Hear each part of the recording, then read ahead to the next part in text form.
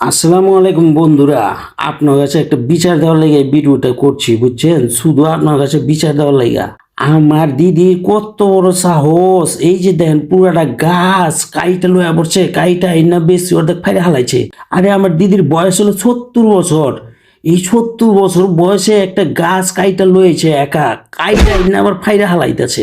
জাগা পাইলট একটা লাগাই দিছি, পাইলটের কইছি তুমি আমদা ধুম কিছুক্ষণ কোবাও, পরে আমি সাইজ করুম।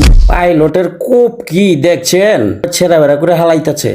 চিন্তাটা করেন, আমি ঘুরবার গেছিলাম, আমি ওখানে আইছি, আয় দেখে আমার মাথাটা নষ্ট হয়ে গেল, যে মনটা চাইতেছে যে আমি ফাঁসি দিয়ে হালাই।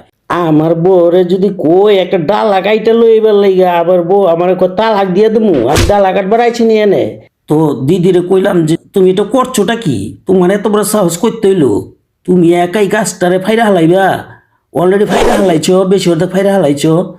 আসলে কি ভাই, হ্যাঁ হইলো আগের দিনের মানুষ তো, হ্যাঁ করে কাজ না দিলে ভাই হ্যাঁ মাথা পাগল হয়ে যায় গা। পাইলট একটা ফেল হয়ে গেছে গা, আমি লাইগে গেছি গা আবার। এরা তো কাজের লোক, বুঝছেন না? হ্যাঁ করে কাজ দিবেন, হ্যাঁ ভালো থাকবো। হ্যাঁ কাজ দিবেন, হ্যাঁ করে ঠেইলা মুচিরা করবো। আর পরিশ্রম বুঝবো না তো। আগের মানুষে শুধু কাজ বুঝে, কাজ করে, আর এই কারণে শরীর বেলায়ও ভালো থাকে। কাজ করে মরার আগ পর্যন্ত কাজ করে যাইতে পারলে শরীর বেলায়ও ভালো থাকে। দিদিরে সান্ত্বনা মান্তনা দিয়া কইলাম কি যে দিদি দেও, আমি ৪-৫টা ধুম করে দেই, ধুম করে দিলে তুমি এলা আস্তে আস্তে আস্তে আস্তে ফাড়া পারবা, তোমার কোনো কষ্ট হইব না। আর কষ্ট তুমি তো যেই কাজ করে হালাইছো, এই কষ্টের কাজ তো আর নাই কা। তো জায়গা পরে কই আমি রিকোয়েস্ট কইরা ২-৩টা ধুম করে দিলাম।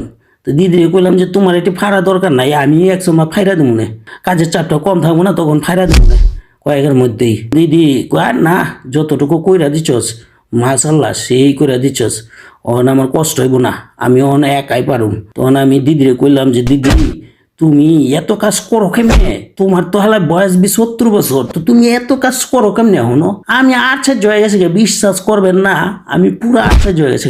বন্ধুরা দিদিরে সাবধান করে দিয়েন, সকলে দিদির জন্য দোয়া করবেন। এখন হয়ে গেছে গা, এই যে ২টা কোপ দিছি শরীরে, মনে করেন ৪-৫টা কোপ দিছি, তাই ঘামে ঘুমে কাপড় চোপড় ভিজা গেছে গা।